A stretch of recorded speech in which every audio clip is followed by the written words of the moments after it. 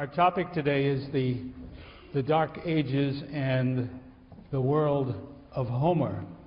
And of course you have, as one of your reading assignments, a problem that deals precisely with that question, that asks the subordinate questions, was there a world, a real world, that Homer's poems refer to? If so, what world was it?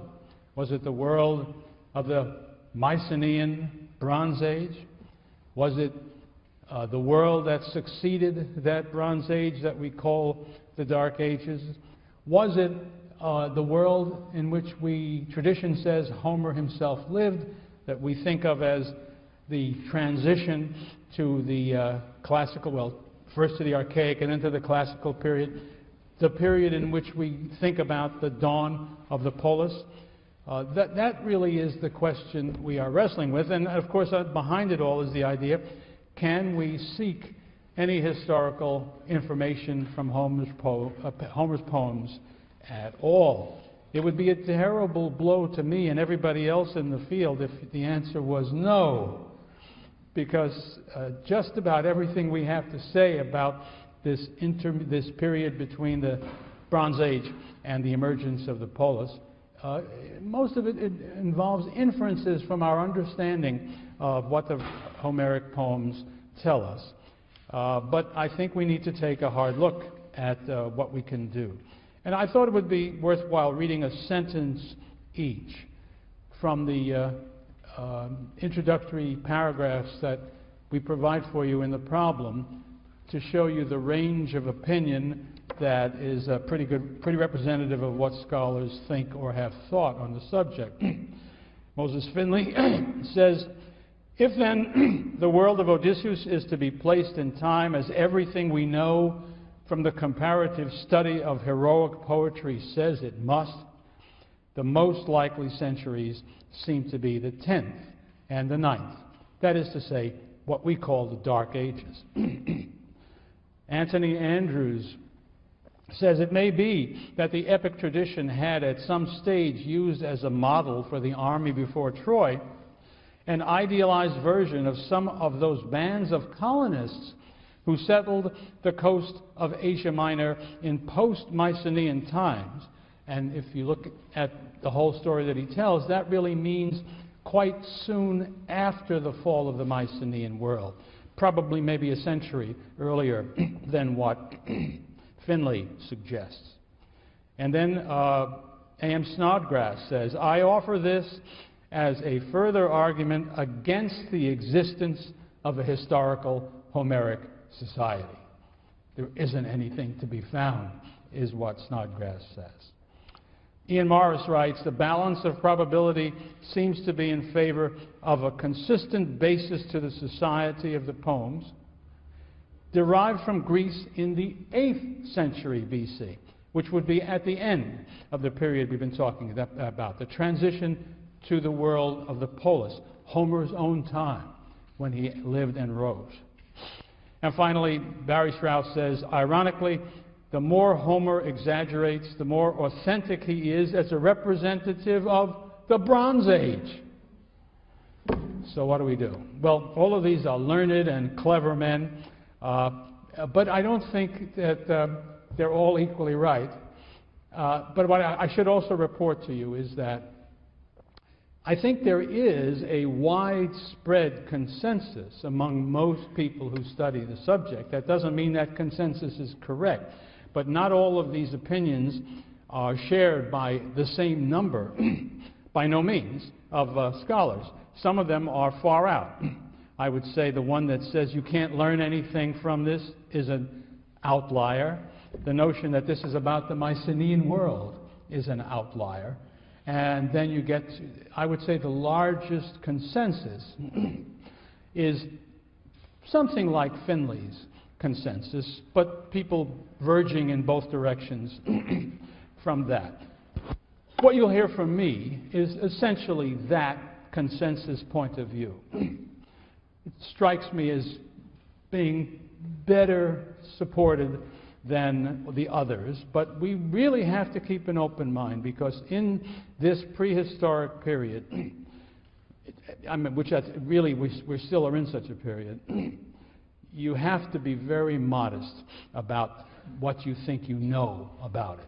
Almost everything is inference and judgment, and very little is anything that you want to call proof. With those warnings, let me tell you sort of what I think most people think about this. First of all, if we want to know about the Dark Ages, what sources do we have available to us? And of course, I've already mentioned the poems of Homer turn out to be a very large source for what most people look to. Secondly, there are legends that the Greeks told about their early history, which come down to us in later sources, and they are available to us to use as sources. The great question is, should we use them at all? And if we do, how carefully should we use them, and so on. This is a good time for me to make a confession so that you'll know how to judge what I say all through the course. I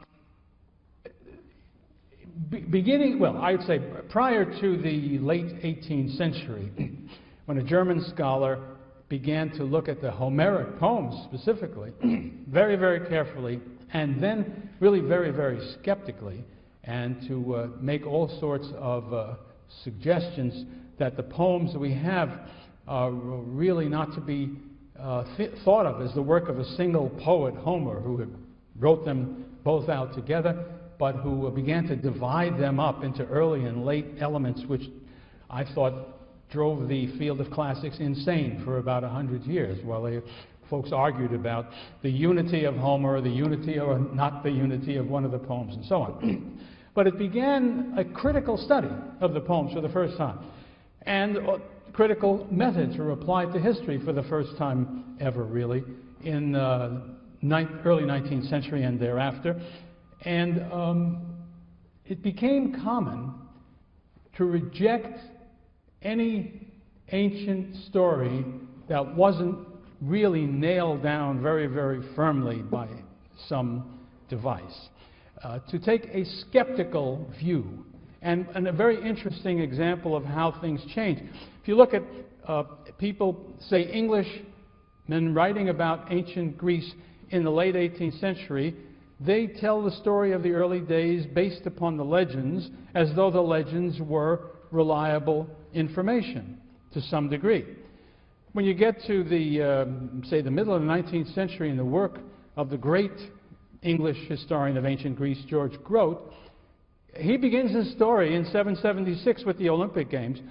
He does tell you all about the legends first, but he puts them aside and says, they're just legends. Now let's talk history.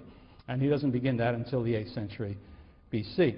And so there is this critical school that says, I won't believe anything unless it is proven to me.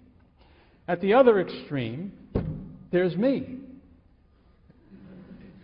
the most gullible historian imaginable.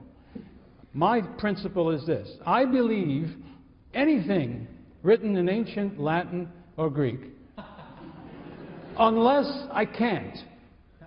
Now, things that prevent me from believing what I read are internally contradictory, or what they say is impossible, or different ones contradict each other, and they can't both be right.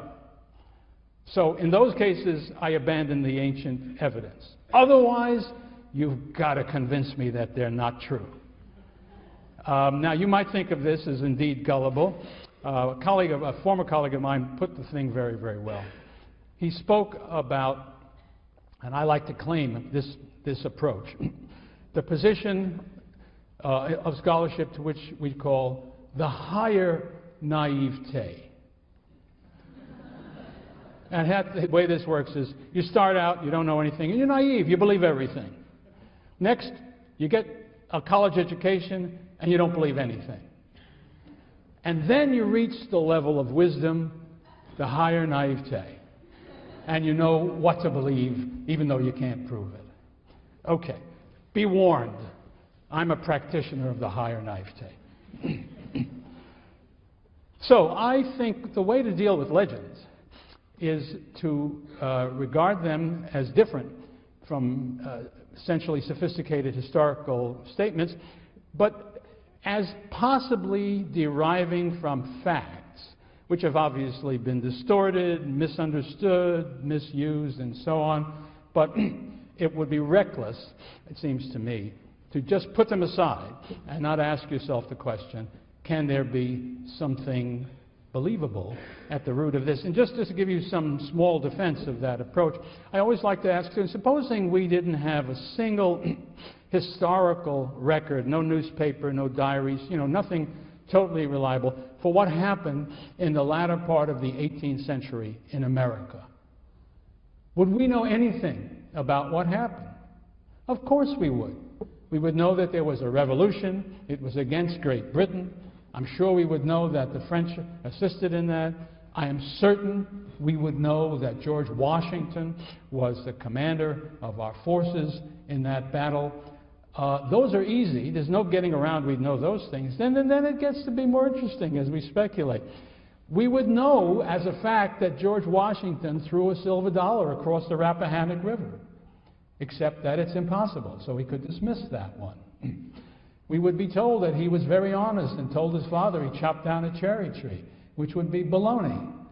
But we would be told that too. But I think we would be told also very many true things which came down to us. So the hard job would be to select among these legendary things to see what fact can be found. And it will never be easy or deadly certain. But that's what I'm talking about here. Finally, there is the source that people who are skeptical most like to believe because it's tangible. I'm talking about archaeology, which is the discovery and examination and evaluation of material evidence that is not in writing. The actual remains of places where they lived, the implements that they used, and so on and so on. And the beautiful thing about that is you actually have it. It's objective. It's an object. It's not something that somebody imagined. But you shouldn't derive as much confidence from it as a lot of archaeologists like to. Because it's only a thing until you say what it means, until you put a date on it, until you try to understand what it really is, what its function was, who brought it there, who left it there. All those things have to be reasoned out from all the evidence, all the information you can get. So there's an astonishing amount of speculation involved in establishing this apparently rigorous objective technique. We certainly need to use it, and we need to use it as carefully, that's my point, as carefully as we use everything else. But it is indeed very valuable in studying a world before our time, always. Now, we've mentioned how important the poems are, so we need to take a look at the question of what they are and how we know about them and so on. I mentioned to you that the Iliad and the Odyssey were known in the Western world continuously from the time that they were made available. So they were known, and they were very important in the minds of those people who knew about it. But I also mentioned last time the impact of Schliemann's excavations, which turned everything around. The hyper-skeptical point of view taken by scholars in Europe in the 19th century was eroded very sharply by the discovery of places that really convinced pretty much everybody soon that they were Troy and that they were Mycenae. And so the stories couldn't have been simple inventions, and that began a new phase in the story. And again, to repeat what I said last time, there were certain stunning physical resemblances between what Homer said and what we could see. The palaces were like the palaces that he described. The world that they lived in was a world in which bronze was what was used for implements and weapons and such, not iron, and that squared with what was found in Mycenae, what was found in the Mycenaean world, namely bronze implements and fundamentally not iron ones. Sometimes there were interesting little problems that emerged, and one of those has to do with the use of chariots in warfare. Well, Homer has his heroes using chariots. And we know, excuse me, we know that chariots were used in warfare in the Bronze Age around the Mediterranean Sea. We have hard evidence of that in Egypt, in Asia Minor, and in the Tigris-Euphrates Valley. So you would say, well, that's another place where Homer got it right, except for the fact that we also know how chariots are used in warfare. And the closest analogy, I think, is to think of chariots as tanks. You know, one famous tactic is if you have an infantry force coming forward, you send tanks in it to break up the line of the infantry, and so that you can defeat the infantry in that way. And apparently that is the way you use chariots in ancient Bronze Age warfare. You would send a chariot racing toward the line of infantrymen, and the usual outcome was the infantrymen would panic in the face of being charged by these things, and would break their line and give the other side an opportunity to wreak havoc with their army. Well, what do the Homeric heroes do with their chariots? They use them as taxi cabs. Achilles or Patroclus or whoever is on his chariot. There's a driver in front who's driving. He is riding down from the ships or wherever he is, from the camp to the battlefield. He might pick up a missile of some kind, a spear typically, and fire it at somebody as he goes by. This would be a drive-by killing. And but then when he really gets to where the action is, he hops off and gets it. Now we're going to have some fighting.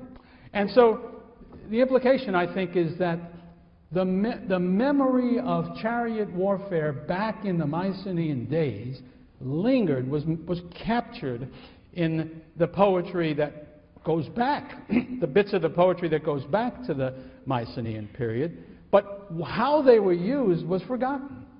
And so the poets in the subsequent years then thought, how would I use a chariot, never having seen a chariot fight in a battle? And that's the outcome. So Finley particularly makes a lot of this as being rather indicative of how he pictures the poem's work. There are sort of legitimate memories, some of them going way back to the Mycenaean period, but which may be misremembered in some significant detail. And then, of course, there's lots of stuff that doesn't have anything to do with the Mycenaean period. His view is much, if not most, of what we are told about the Homeric world comes, as he says, in the 10th and in the 9th centuries.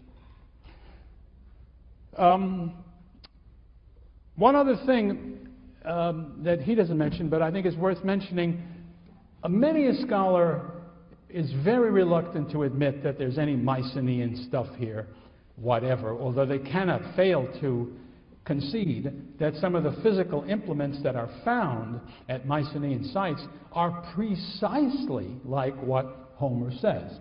But I think you can go a little bit beyond that. Some scholars have pointed out that in Book 2 of the Iliad, in the section that we call the Catalogue of Ships, the poet lays out just exactly how many warships came to Troy from Greece, and just exactly how many came from each town. And the names of the towns that are listed in that catalogue of ships, first of all, are all legitimate in the sense every one of them we know did exist in the Mycenaean period. And perhaps no less significant is that there are also towns listed there that are Mycenaean towns which disappeared after the Mycenaean period. In other words, they couldn't just have named towns that used to be Mycenaean but were still around, so that's why they knew them. No, some towns that had disappeared, the names of those towns show up in the catalogue of ships. There's just no way to explain that except to say that catalogue of ships goes back to the Mycenaean period. Now, the differences between what we find in the Homeric poems are also very illuminating, differences between that and what we know happened after the fall of the Mycenaean world. For instance, One of the most striking things that you find in cultures, anthropologists and archaeologists live off this, is what they do with dead bodies. Now, Mycenae, it's obvious. They bury them in the ground, as most of us do.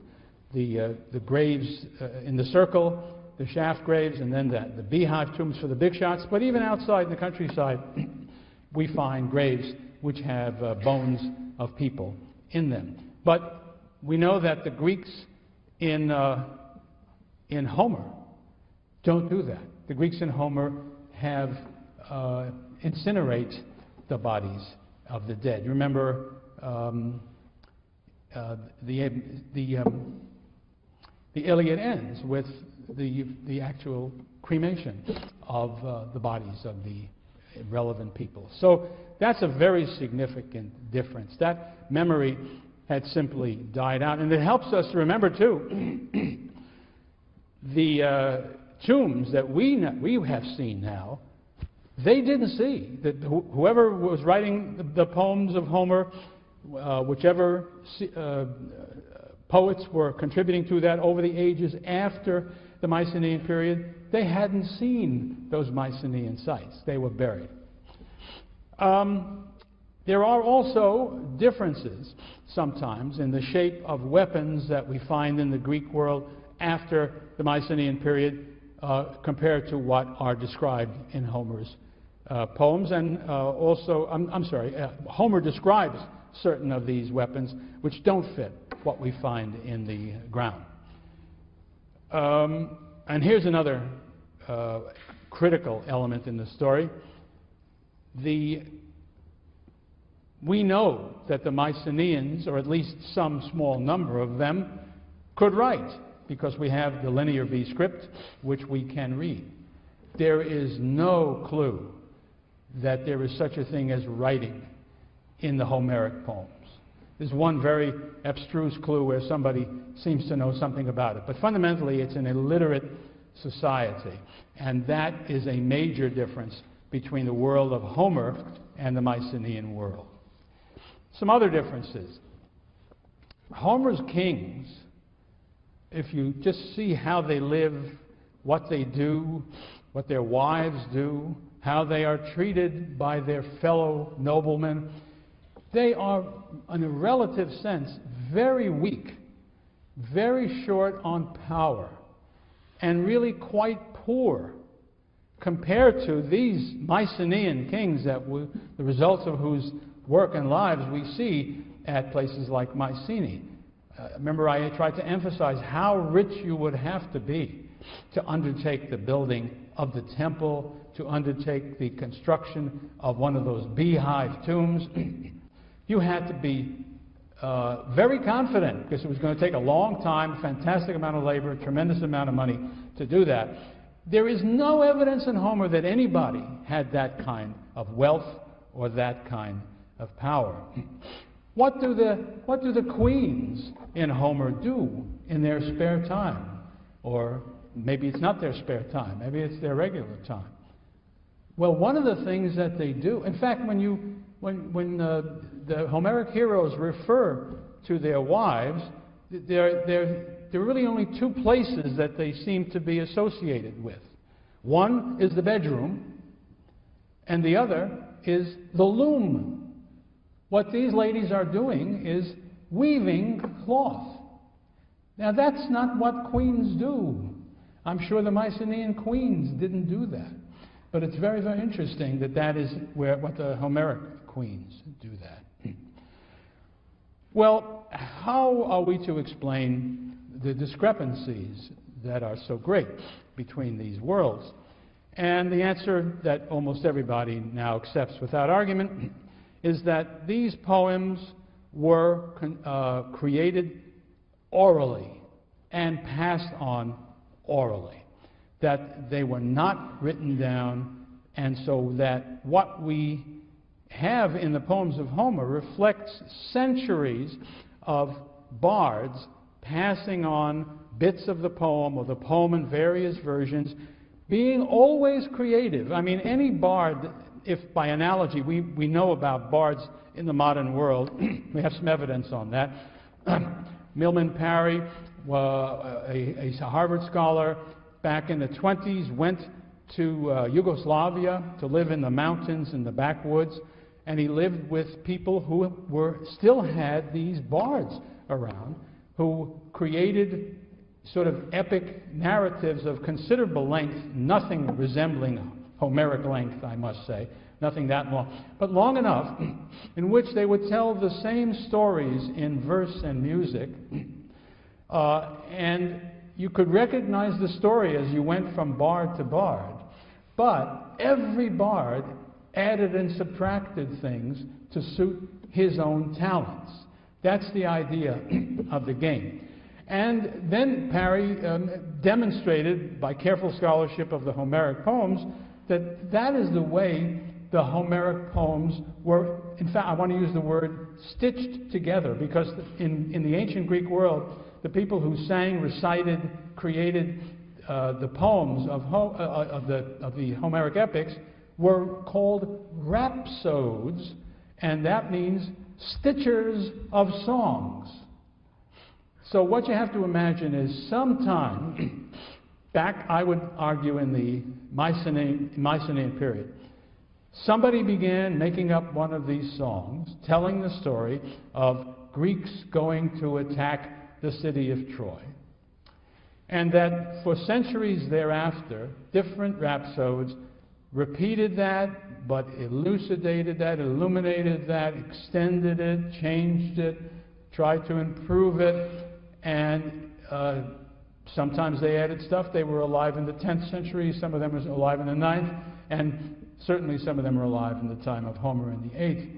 So that what we have before us is that kind of product, and that will explain both the similarities and the differences. And that is what underlies our interpretation of how the poems got to be what they were. So what world, what is this world like that emerges from the world of Homer? Even, we don't have to make up our minds in advance whether it was a real world or a completely fantastic one, but at least let's see if we can describe what world it looks like. And I'm going to focus my attention on what you might call the political side of that society as it reveals itself in the poems.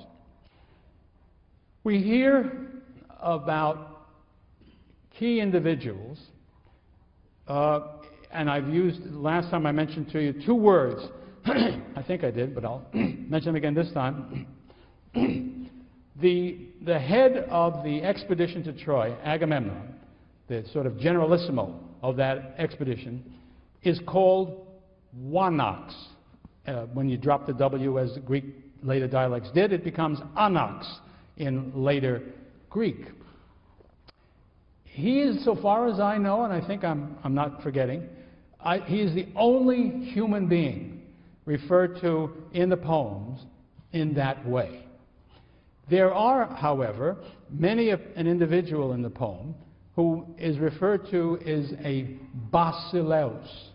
The plural is basileis, which is normally and regularly translated as king. And that's right. For instance, in historical times, when the Greeks referred to the great king of Persia, who was a real king and a powerful figure, a king in every sense, the word they used for him was basileus. But we quickly see that the people referred to as basileus in Homer are not like the great king of Persia. They are much lesser figures. I'll come back to that in just a moment. The Mycenaean kings, we know, thanks to the Linear B tablets, were referred to, the singular once again is Wanax, and the plural is Wanaktes. But in Homer, the term is reserved for Agamemnon or for gods, but not for any other human being. And that raises the question, why is Agamemnon Wanax? And that, I think, we have to understand as being because of his function in the situation. Namely, there is a multi-city invasion of Troy being carried on by these Mycenaean Greeks, Agamemnon has been chosen as the generalissimo, and that is what gives him temporarily the title of Wonox. I would imagine, I'm very confident, that after the War of Troy, if Agamemnon had been allowed by his wife to live for more than a few minutes after he set foot at home, he would no longer be called Wonox, but would be called Basileus, like the other rulers of their local towns. You remember I suggested that in the Linear B tablets, when there's a reference to a Basileus, he's clearly well below the Wonox. And some scholars suggest, in a persuasive way, I think, that these Basileus may have been village chieftains, but that's as high as they got. But it's very interesting that when you get to historical Greece, as we shall see, there are no Wonoxes, but there are, at least according to tradition, Basileus. But there's no Basileus has anything like the clout that the Mycenaean kings did, and of course we don't hear of any of them who have even the temporary special power that Agamemnon has. No human being is referred to as Wonox in the period of historical Greece. And of course, the kings, when we see them in Homer, do not have a bureaucracy, do not have scribes. How could there be scribes? They didn't know how to write. There are no inventories. These are not rich guys with fantastic quantities of stuff that has to be cataloged and inventoried. The kings, by our standards for kings, are really very poor. What do they do in their spare time, or in their time in general? They themselves engage in agriculture. I don't mean they dig in the ground, but they supervise it, but they think about it. They are like people who are in charge of a plantation, their own plantation, I mean. So that's one of their activities. You cannot imagine the great kings of Mycenae doing that. They would have had all kinds of subordinate officials taking care of that. Another thing that these kings are seen to do, which is in a way even at a lower level, is to be herdsmen. Again, not themselves out there with the goats and the sheep, but referred to as having these herds and having to cope with them. Another very popular, I would say the most popular activity among the kings, popular with the kings, was piracy. That's what they brag about. Achilles, my God, what a king he is. He sacked 24 cities. Why do you sack a city? To steal what they have. And, well, there were all kinds of wonderful examples. People in the Iliad and the Odyssey, some stranger comes, this is in the Odyssey, and they ask him, Sir, are you a pirate? And he says, No, I'm not a pirate. Just like they asked him, do you come from Chicago? He wasn't insulted. He didn't, no, I'm not a pirate, but I could have been, of course. We understand that. But later on, in the story that Homer tells in the Odyssey, Odysseus himself is such a newcomer. He comes, he's taken to the beautiful city on the island of Scheria, Phaeacia, and treated with great respect as you're supposed to be in the Mycenaean world. But after dinner, they do what they do to amuse themselves. They have athletic contests, and they ask Odysseus to participate. And he says, no, I'm too miserable and wretched. And the guy says, oh, you must be some kind of a merchant.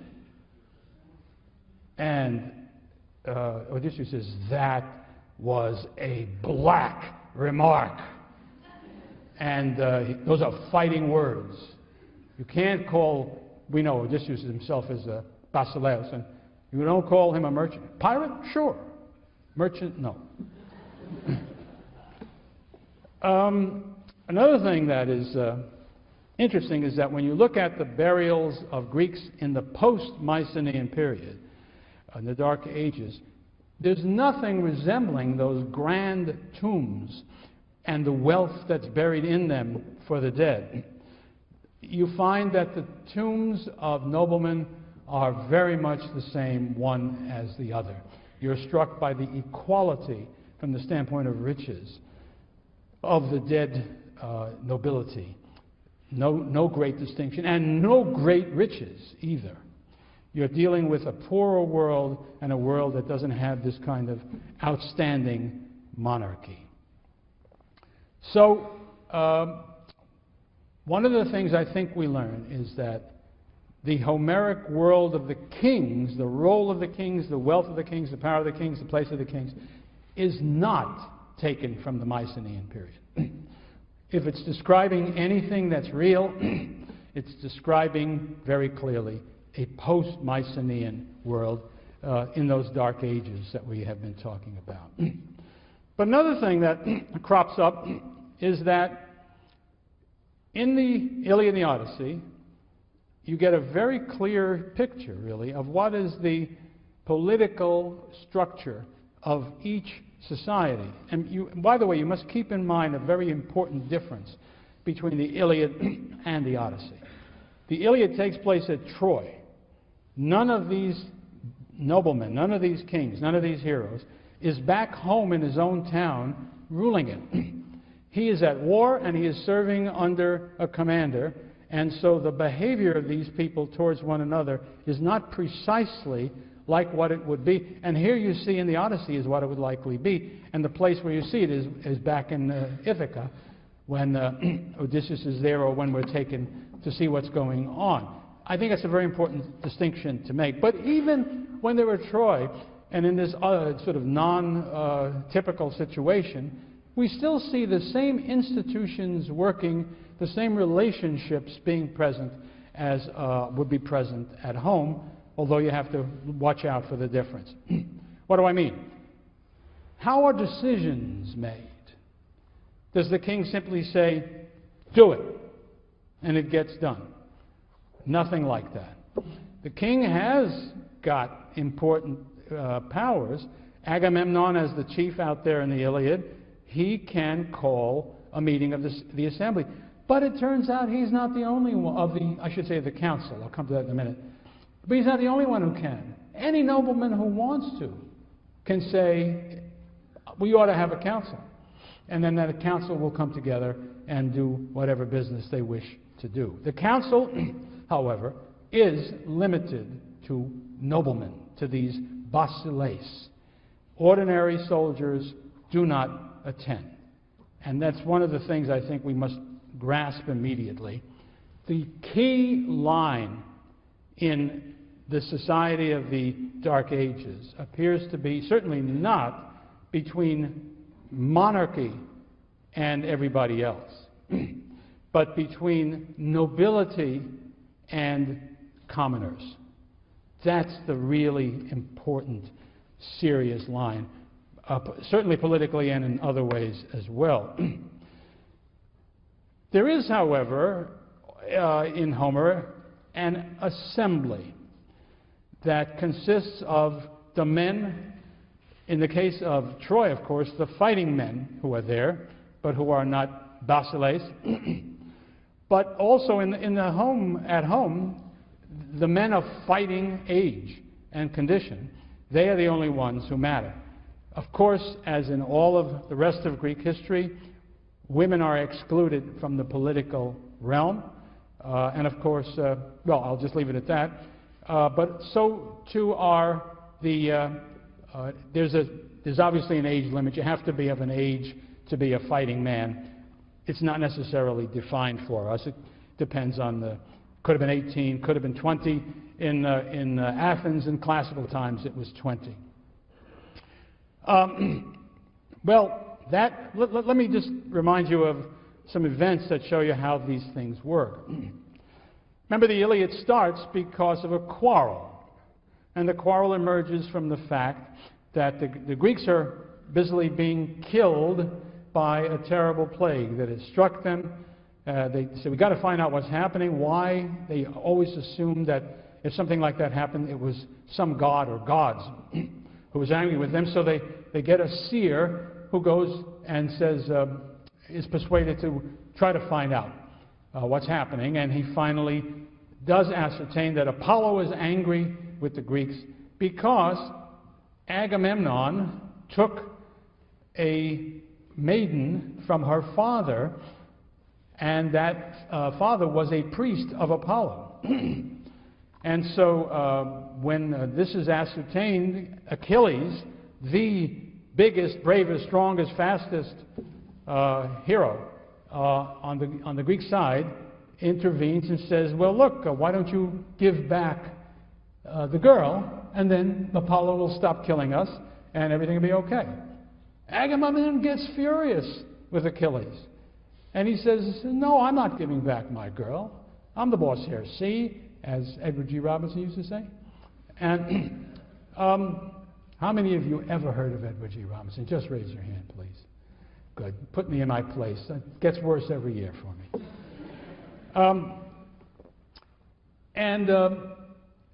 Achilles then speaks up and really lets him have it, chews him out, tells him what a bozo he is. And, you know, the very important thing is, how can you do that if this is a king? And the answer is, you can do that because you're both kings. There is nothing out of line in the sense of violating some kind of a real rule of the society, but it's not typical, and especially since Agamemnon has this position as the boss, the most kingly of the kings. That's the word that Homer uses of him, basiloutatos, the most kingly, and that's because of his position. So Achilles is not doing anything sort of illegal or unconstitutional, but he's doing something that's really out of line from a normal point of view. And finally Agamemnon says, no, I'm not going to give back my girl, but I'll tell you what. I will give back my girl if I am given the girl you took from a different Trojan, and that'll be fine. I'll have your girl and you won't have any. So now Achilles really blows his top. And from the quarrel, and finally when he says, okay, if that's what you're going to do to me, I'm taking my armor and I'm going home. And off he goes, and he sulks in his tent for the next 9 books. And this turns out to be a serious problem for them. So, what you learn from that is that the way decisions are made, important decisions are made, even in this army, is by discussion among the basiles, among the noblemen, and you will try to reach a consensus about these things. And in an extreme, odd situation like this, it would have to be that they would have to do what the commander says, but it would. And probably back home there would be the implication that if you can't work things out among them with consensus, probably the king has some weight. But what we have to remember is you can't give orders to anybody typically, although Agamemnon can get away with it on this expedition. Well, that's one story. Another story that we're told is that soon afterwards, also in that same place in the Iliad, a dream comes to Agamemnon, because, you know, this is their 10th year. They've been trying to take this city for 9 years. It's almost as bad as Iraq. And the soldiers are tired of all of this. If we can't take the city, we ought to go home. And there's a lot of a spirit that says we ought to go home. And so a dream comes to Agamemnon, and God says to him, here's what you need to do. You need to try the spirit of your men, and to, in that way, to inspirit them to carry on until victory. So what you should do is to get up and speak to your soldiers and say that you're never going to take Troy, you might as well pack up and go home. And then they'll say, no, king, no, we refuse to do that. We insist on staying. We're going to re-up and do another term, and we're going to take the city. So Agamemnon says, great, I'll do that. And he calls the troops together to battle, and he makes his little speech, and then I wish I could reproduce the Homer. I didn't take it along with me. But the essence of it is a great roar and rumble emerged as the troops turned and began racing back to the ships to get the hell out of there. Just to carry on some of the highlights of that story that tell us a lot really about the society. So as they're roaring back, suddenly Odysseus, the slyest, the cleverest, the smartest of all of the Greeks, he goes racing among the troops who are heading back, and he grabs one, and Homer says, when he came to a gentleman, a Basileus, he would say, "Sir, you are making a mistake. You don't understand the game that Agamemnon is playing," and he explains it to him, and the guy says, "Oh, okay." When he comes to one of the common sort, he says, "You bloody imbecile, get the hell back to where you belong." That's a rough translation. And everybody finally grabs enough of them, and the thing turns around. Everybody goes back and sits down. And up steps one man. Homer describes him as the ugliest man in the entire army. So you get a clue as to what we're supposed to think about him. And he makes a speech which denounces all of the Basileus, Agamemnon ahead of any of them. And he says, "We ordinary soldiers have had enough, and we would like to go home." And up steps Odysseus and blasts him with his scepter, smashes him across the back, leaving a welt that could be seen by the entire army. And tears came to the eyes of this guy. Are we supposed to feel sorry for him? Well, the next lines in Homer say, one soldier popped up and said, "Of all the great things Odysseus has done for us here, that was the greatest." To shut up a big-mouthed idiot like Thersites. Well, what Thersites had done that was wrong, of course, the poet and Odysseus didn't like his policy suggestion, but what he really had done, he had no right to speak at all. The only people who could speak in a council or in an assembly were the noblemen, the Basileus. So he had crossed the line as an ordinary soldier to rise and to say anything was a violation of the culture. And that's one of the places where you see where this sharp line exists. They just take orders. But the gentlemen don't just take orders. They can argue, and sometimes they can win the argument. So what you see in this very brief and inadequate account that I've given you is that we really, in spite of the fact that we have Basileus, and even in this case Anax, we really don't have a proper monarchical tradition.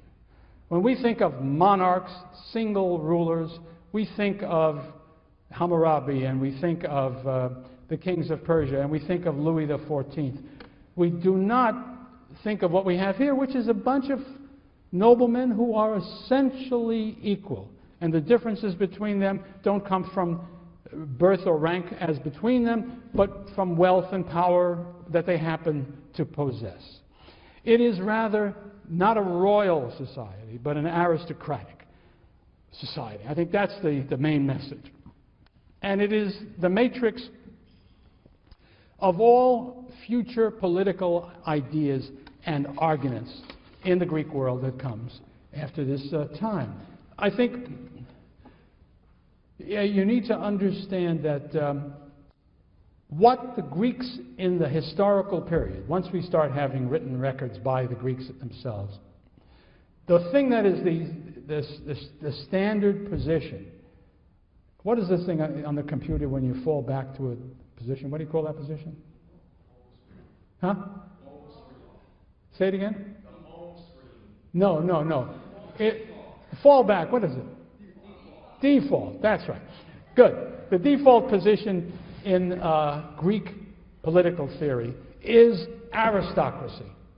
That is the normal thing. A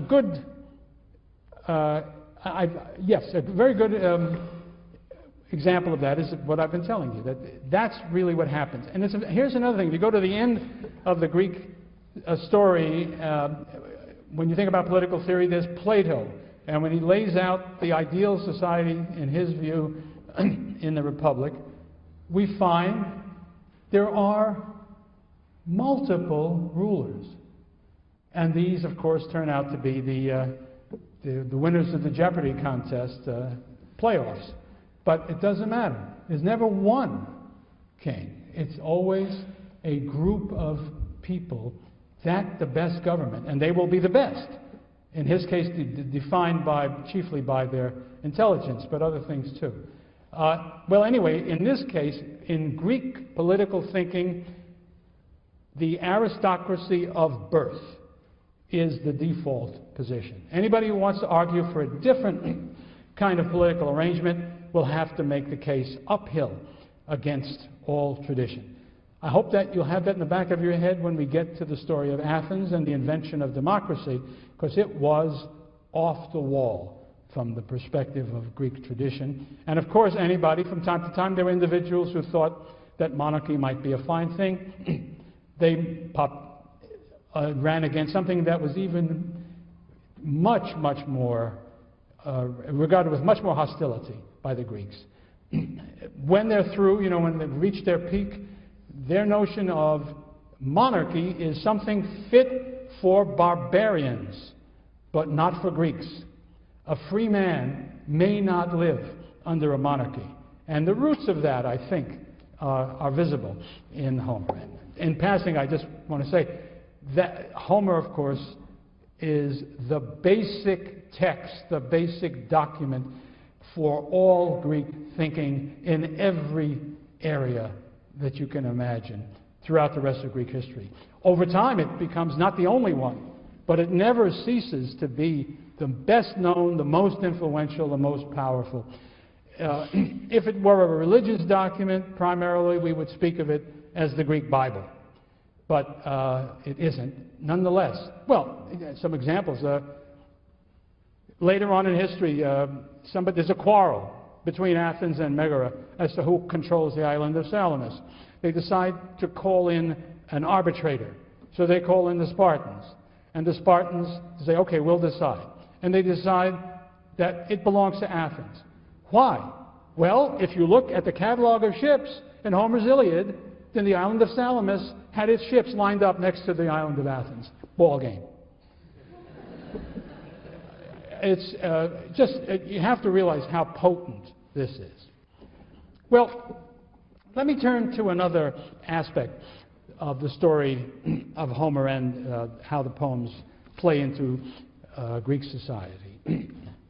I want to talk to you about the ethics and values that emerge from the reading of the Iliad and the Odyssey. I mentioned religion, and so we should take a look first at the gods. We are talking, first of all, remember, about a multi-deity society. Polytheism is what we're talking about. That is true of all of human societies that we know anything about, down to the earliest possible exception, I suppose. Well, it depends what you think is earliest.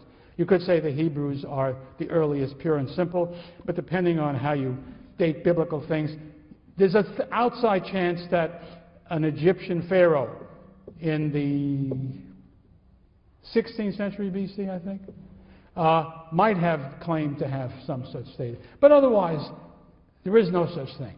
So, this is a polytheistic society with heroic characteristics. That is, this kind of aristocratic outfit, aristocracy of birth, which is legitimized by heroic behavior on the battlefield.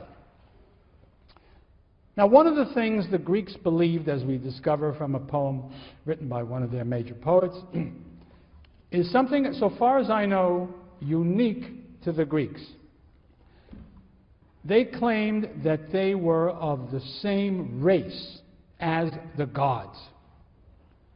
And I really don't know of anybody else who made that claim. And so you will hear Homeric characters referred to by epithets. Homer, part of the technique of passing on oral poetry is by having epithets attached to the rulers to help with the meter. Some hero will be called Dios, meaning godly, godlike. Diotrephes, reared as a god. isotheos, equal unto a god. And there are others as well. Now, mind you, notice, these are not people referred to as God-fearing or lovers of God. No, they are just about equal to the gods according to these terms. Now, that on the one hand is this extraordinary claim that the Greeks make. They did make amazingly powerful claims for human beings as opposed to divinity, compared to any society that I know anything about. Part of the arrogance that is characteristic of the ancient Greeks. But at the same time, and right away at the beginning, we're getting to such a very Greek thing, a Greek characteristic. At the same time that he is this great thing almost like a god, he is also not a god in the most crucial way possible. Gods do not die. Men die. The mortality of the human being is a reality, and it's of the greatest significance and importance. And of course, men are not as strong and as powerful as the gods. And indeed, as we shall see, well, the tragic view of life, which the Greeks invent and which characterizes their culture, is there right at the beginning in the Iliad and the Odyssey. It says that at the same time as man is a remarkable, marvelous creature, capable of all sorts of amazing things, even unto being almost like the gods, he is nonetheless mortal and dies. And he doesn't have the power that the gods do. And what do you do about that? Well, it's interesting, I think, to compare the Greek way of dealing with this human problem that we all have, the problem of death. How do we deal with the fact that we will die? Well, there's what I like to call the Eastern solution that you find in many in Eastern religion and philosophy, that says that man is, in fact, nothing. He is dust. He is dung, depending on which story you listen to. So, of course you're going to die. Who cares? Why should you care? You were nothing to begin with. You'll be nothing when you're finished. Relax. Then there is what I would characterize as the Christian solution. You're worried about dying? You need not die. If you are a good Christian and you do all the things that you need to do to be a good Christian, you will not die. You will have personal immortality. So that's how you get around that problem. No need to worry if you're doing things right. Well, somehow Christians continue to worry, and we have millennia of them killing each other about how you're supposed to worry about these things. But if you can accept the purity of the statement I just made, it's at the root of the thing. You have a solution.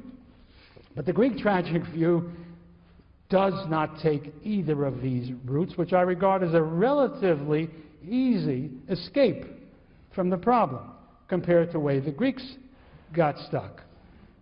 Man is great, and they keep saying so. He is important. He is capable of great things. He is of the same race as the gods. And at the same time, his life is short, and death is final, and death is bad. I ought to say a word about death in order to comprehend what the Greeks thought. You know, different peoples have had different ideas about them. Sometimes the notion is it's just terrible for everybody with actually pain and suffering, and others have a notion of a wonderful kind of a heaven in which marvelous things happen to you, sometimes spiritual, sometimes physical, depending on the religion. But for the Greeks, as I think for quite a few other people in the ancient world, death was nothing in the worst sense of the word. You just went somewhere and there was nothing. There was darkness. There was nothing at all. some few people who had sinned terribly and earned the wrath of the gods would indeed be tortured in some special and typically Greek interesting way. You remember Tantalus? He had done a terrible thing, and there he stood forever with his feet in the water below, and above him a tree with grapes hanging down and dying of thirst. And every time he went down to try to sip some of the water receded. And any time he reached up for the grapes were pulled back. That is a Greek idea of hell. Well, you got to keep trying and you always lose. So, but that's the picture. And the other, you have to realize that death is a bad thing. In the the Odyssey, Odysseus has reason to go down to Hades. And while he's down there, he comes upon Achilles, who has died. And he says, well, it's good to see you, Achilles. Say, you look fine. You must really be doing okay down here. I know that you are a judge down here and much respected. So looks like you've beaten the rap. And Achilles says, Odysseus, don't say a word to me about the virtues of death. Better to be a serf, the lowest serf on the earth, than to be a king in Hades. Now, that's as bad as it can possibly be. The great Achilles, respected still in the afterworld, would immediately turn it into be a complete nobody on earth. So it's very important. They faced without any real retreat the reality and the negative character of death, even as they refused to reject the significance of life or of mankind. That is what I mean when I speak of the tragic view, and it's very important. Now, it seems to me we can illuminate that a little bit by comparing it with various modern approaches to the same sorts of problems. We haven't gotten rid of those problems yet, in spite of modern medicine. We live still, I think, in what might be called the age of the Enlightenment.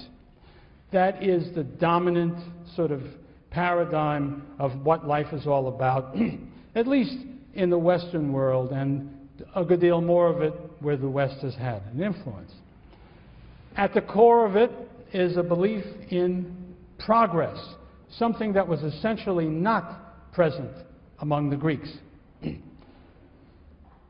Progress, in the eyes of the philosophers of the 18th century, though they would have been very angry to hear me say this, was something like the equivalent of Christian hope for immortality. The hope of the Voltaires of this world was that they could make the world better constantly by their efforts, and this would be rewarded in a kind of a way because progress in the future, after they were gone, would redound to their credit for having brought it about, and that in some sense they would live on in this society which they had improved and made a better thing.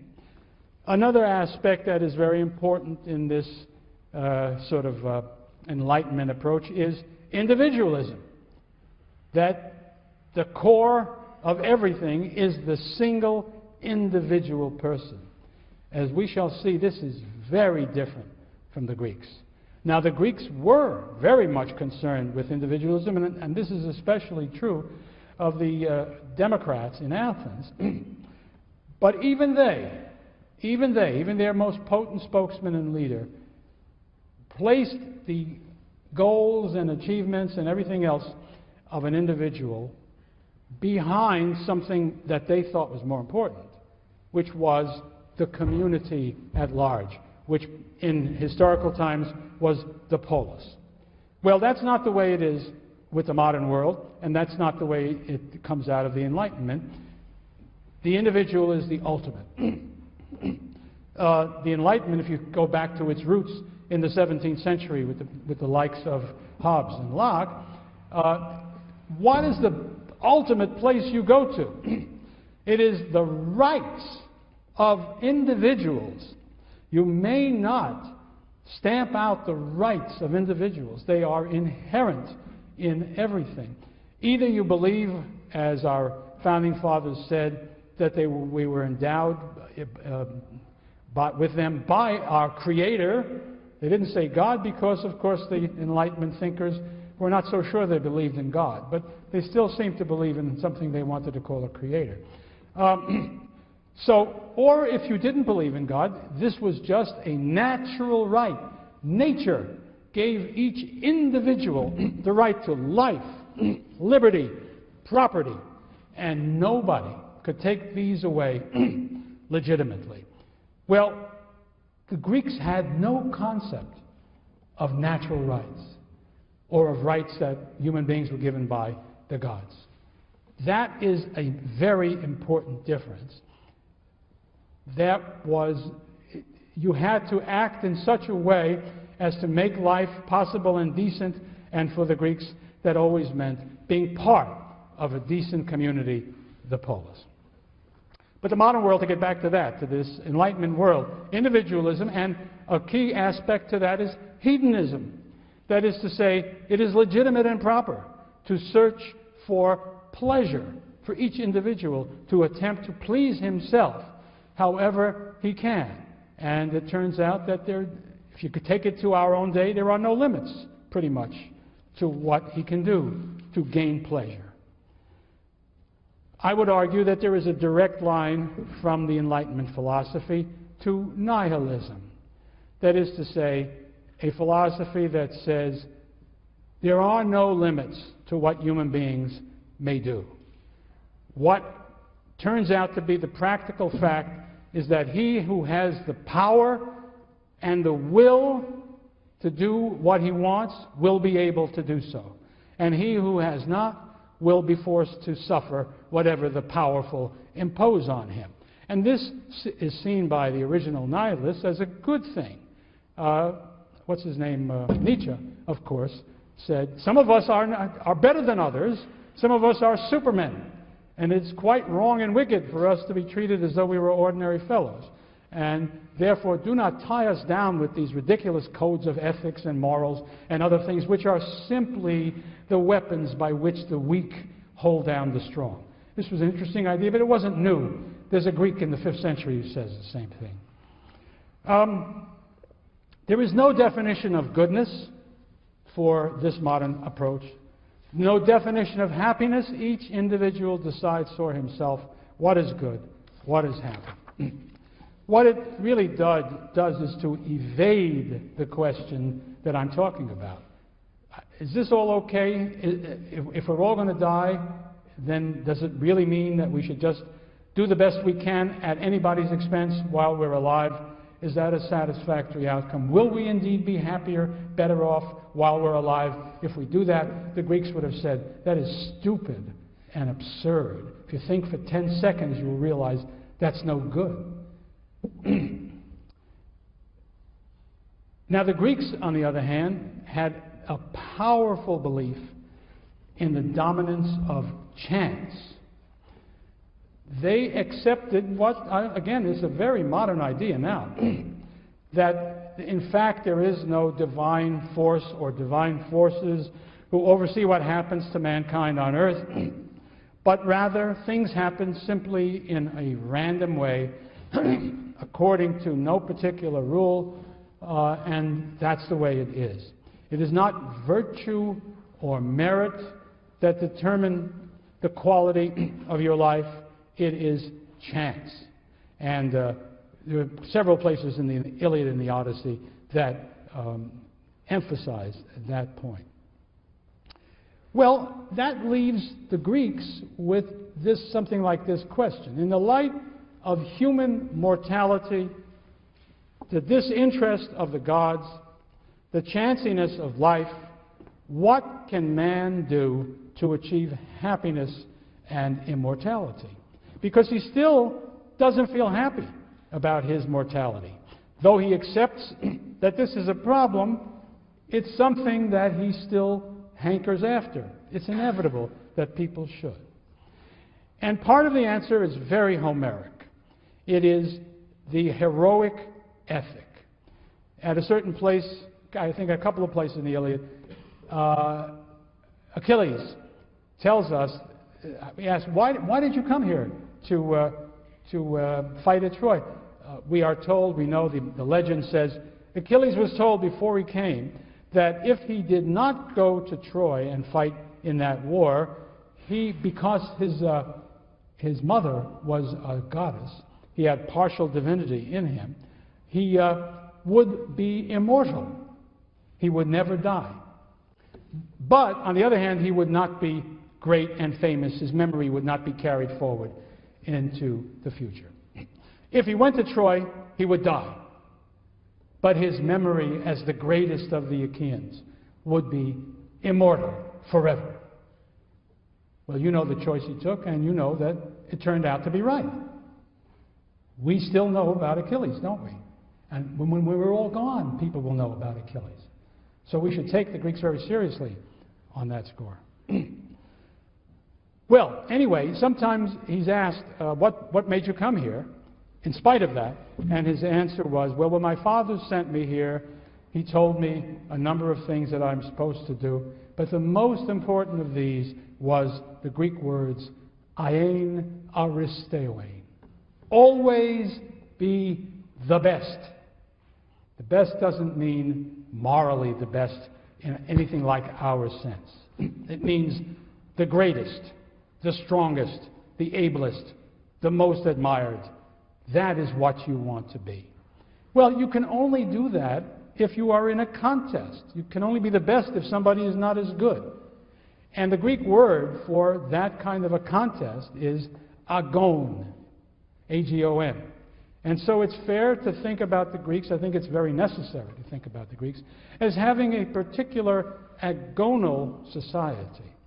A society filled with competition, in which, if not everybody, lots and lots of people are constantly striving to be the very best, whatever the definition of best is in the context that's relevant.